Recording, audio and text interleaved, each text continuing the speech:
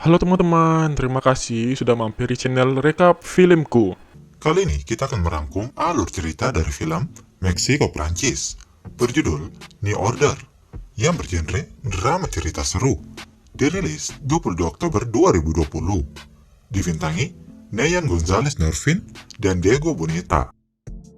Film ini bercerita tentang pemberontakan orang-orang atas kesenjangan sosial yang akhirnya menimbulkan tindakan kriminal di mana-mana. Di sebuah kota di Meksiko, kesenjangan sosial antara si kaya dan si miskin sangatlah terasa. Seperti ketika orang-orang dari kalangan bawah melakukan demo dan pemberontakan. Orang-orang kaya malah melakukan pesta pernikahan. Hari itu adalah hari pernikahan putri keluarga kaya yang bernama Marian. Hari pernikahan itu membuat dirinya serasa jadi orang paling bahagia sedunia. Beberapa tamu memberikan hadiah pernikahan kepada Maria. Padahal, bagi dirinya, kehadiran mereka saja sudah cukup. Ia sendiri berasal dari keluarga berada dan bisa dibilang punya kekuasaan. Jadi, gak heran kalau ada orang yang berbuat baik kepadanya. Berbeda dengan Maria, ibunya malah senang ketika ada yang memberi putrinya banyak hadiah. Sikap ibunya seperti itulah yang membuat Maria kesal kepadanya. Di sisi lain juga, orang-orang kaya sebenarnya sadar kalau golongan bawah melakukan pemberontakan. Contohnya, seperti saluran air yang berubah menjadi hijau. Atau salah satu tamu undangan datang dengan keadaan berlumuran cat hijau. Tapi ibunya Maria dan para undangan tidak menganggap hal itu penting dan terus melanjutkan pesta pernikahan. Tamu undangan semakin memenuhi pestanya Maria, mulai dari public figure sampai orang pemerintahan meluangkan waktu mereka untuk memberikan selamat kepada Maria atau sekedar mempererat koneksi masing-masing. Di tengah meriahnya pesta, sang ibu kedatangan tamu tak diundang, yaitu mantan pelayan di rumahnya bernama Rolando, yang pernah mengabdi selama belasan tahun. Tujuannya datang ke sini adalah demi kesembuhan istrinya. Awalnya, sang istri dirawat di rumah sakit pemerintah, tetapi ia dipaksa keluar karena unjuk rasa dan pemberontakan yang dilakukan oleh orang-orang. Terpaksa Rolando harus pergi ke rumah sakit swasta. Ditambah lagi, sang istri juga harus segera melakukan operasi jantung yang biayanya sekitar 50 juta rupiah. Nominal yang sangat besar bagi pensiunan seperti Rolando. Mendengar cerita itu, kata-kata pertama yang keluar dari Ibu Maria adalah Rolando datang di saat yang tidak tepat. Ibu Maria menganggap kehadirannya membuat pesta menjadi suram. Meski begitu, dengan sedikit rasa iba dan terpaksa, si ibu mengumpulkan beberapa uang dari anggota keluarga untuk membantu Rolando. Uang yang diberikan tidak sampai seperempatnya. Setelah itu, si ibu langsung pergi karena tak ingin diganggu lagi. Namun, dari kejauhan, Rolando melihat Maria yang menyapa tamu di bagian depan. Langsung saja, ia memberikan selamat kepada dirinya. Maria pun merasa terharu dengan kedatangan orang yang pernah mengasuhnya ini. Maria lalu menanyakan di mana istrinya Rolando. Pertanyaan ini membuat Maria tahu kalau istrinya Rolando sedang kritis. Begitu juga dengan kedatangannya ke sini untuk meminjam uang. Berbeda dengan sang ibu yang judes, Maria langsung berkata akan membantunya. Ia meminta kepada sang kakak untuk membantu Rolando. Memang kakaknya Maria juga memberikan uang, tapi masih belum cukup untuk biaya pengobatan. Maria lalu meminta bantuan dari ayah dan suaminya, namun usahanya juga sia-sia. Mereka tidak tergerak untuk membantu mantan pelayan yang pernah mengabdi lama itu. Maria lalu mengambil kartu kredit miliknya dan kembali ke tempat Rolando menunggu, tetapi ia sudah menghilang. Kata kepala security, Rolando sudah kembali ke rumahnya. Masih bertekad untuk membantu Rolando, Maria mengajak pelayan bernama Christian yang merupakan cucunya Rolando untuk mengantar dirinya. Maria yang merupakan bintang acara di pesta pernikahan itu tanpa ragu-ragu pergi untuk menyusul Rolando. Tak lama, setelah mereka pergi, tamu-tamu penting semakin bertambah. Si ibu pun sadar kalau dari tadi ia tidak melihat putrinya. Ibunya kemudian meminta pelayan untuk mencari Maria. Ia mencari sampai ke seluruh penjuru rumah, namun Maria tidak dapat ditemukan. Dari kepala security lagi, pelayan itu yang juga ibunya Chris akhirnya mengetahui kalau Maria dan anaknya pergi meninggalkan pesta. Ia pun menelpon mereka agar segera kembali. Tapi Maria bersikeras untuk pergi ke rumah Rolando. Telepon itu pun harus ditutup karena ada razia dan pemblokiran jalan yang dilakukan oleh militer. Jalan besar rupanya ditutup karena terjadi unjuk rasa yang anarkis. Mereka pun harus memutar lewat jalan lain. Namun, baru juga beberapa belokan mereka lewati. Maria dan Chris terjebak dalam unjuk rasa yang anarkis. Dan keadaan di sana sangat ricuh. Selain banyak menghalangi jalan, penjarahan juga merupakan pemandangan yang umum. Demonstrasi rupanya tidak hanya terjadi di jalanan saja. Pesta pernikahannya Maria juga kedatangan tamu yang tak mereka harapkan, yaitu para pemberontak yang menyebabkan unjuk rasa karena kesenjangan sosial. Dengan angkuhnya, ayah Maria memanggil kepala security untuk mengusir mereka. Tetapi ada satu hal yang ayah Maria tidak ketahui. Ternyata yang mengizinkan para pemberontak masuk adalah kepala security.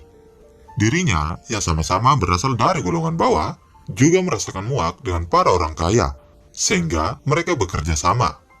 Orang-orang kaya dibuat tak berdaya. Semua barang mereka diambil oleh para pemberontak dan para pelayan.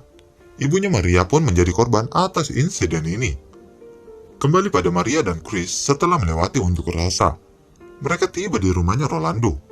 Maria segera mendatangi istrinya Rolando dan berjanji untuk membantu dirinya segera pergi ke rumah sakit. Namun, keadaan di luar berkata lain. Situasi yang semakin ricuh membuat mereka terjebak. Ditambah lagi, alat komunikasi juga tidak berfungsi, sehingga Maria tidak bisa menelpon rumahnya. Malam itu, Maria habiskan dengan teriakan para pemberontak. Esok harinya, unjuk rasa sudah mulai terkendali. Korban penyerangan di pesta pernikahan Maria juga dievakuasi. Maria sendiri sedang bersiap-siap pulang ke rumahnya.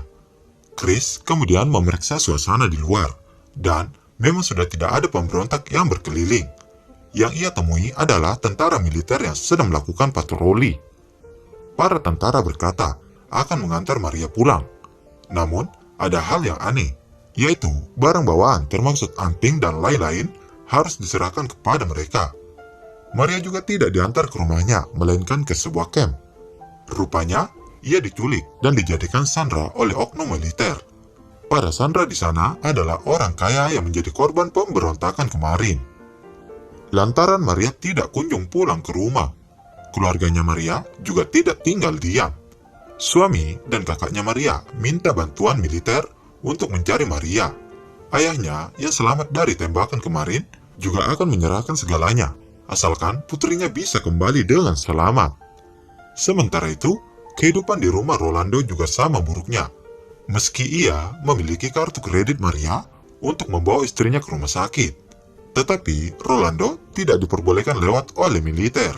Meskipun ia berulang kali memohon, bahkan berdebat pun itu tidak ada gunanya. Ketika malam hari tiba, Rolando kembali mencoba nego dengan militer yang berjaga. Namun, mereka sama sekali tidak ada niatan untuk membantu masyarakat. Rolando tewas pada malam itu.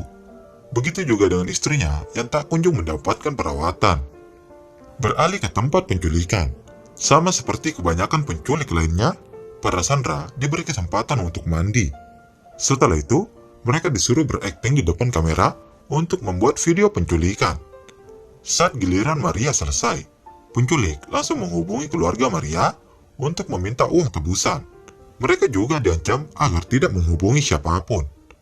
Namun, ketika keluarga Maria diperlihatkan suasana di tempat penculikan yang sangatlah mengerikan, akhirnya mereka kembali meminta pertolongan militer.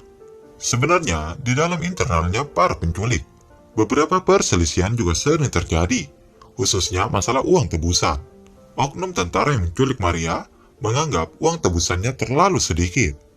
Mereka lalu mendatangi tempat Chris berada dan meminta uang tebusan tambahan. Lebih tepatnya, supaya Chris meminta tebusan tambahan kepada keluarga Maria. Keesokan harinya, masyarakat yang sudah terdata dan memiliki tanda pengenal yang dikalungkan diperbolehkan keluar rumah, serta melakukan aktivitas seperti biasa. Chris dan ibunya pun kembali bekerja ke rumah Maria. Sayangnya, kedatangan Chris kali ini adalah untuk membawa berita tidak menyenangkan. Uang tebusan yang kali ini diminta jumlahnya 10 kali lipat dari uang tebusan semula. Tapi seperti perkataan sang ayah beberapa waktu lalu, ia bersedia membayar berapapun agar putrinya dibebaskan. Berhubung penjagaan di jalan sangatlah ketat, mereka harus cerdik dalam menyembunyikan uang tebusan, yaitu disembunyikan di dalam tempat yang tidak mungkin diketahui oleh penjaga. Setelah tiba di rumah, para penculik kembali mendatangi mereka untuk mengambil uang tebusan, dan mereka memasukkan ke dalam kantong plastik. Namun Maria yang dijadikan jaminan masih belum muncul. Tanpa ada perasaan berdosa, para penculik meminta uang tebusan lagi, bahkan hingga 10 kali lipat. Chris dan ibunya yang dititipkan uang tebusan kembali ke rumah Maria untuk meminta uang tebusan lagi. Sayangnya, bagi keluarga Maria sendiri, uang tebusan kemarin bukanlah uang yang sedikit. Sekarang, karena uang tebusan sudah hilang dan Maria belum kembali, Chris dan ibunya diadukan kepada militer atas penculikan Maria.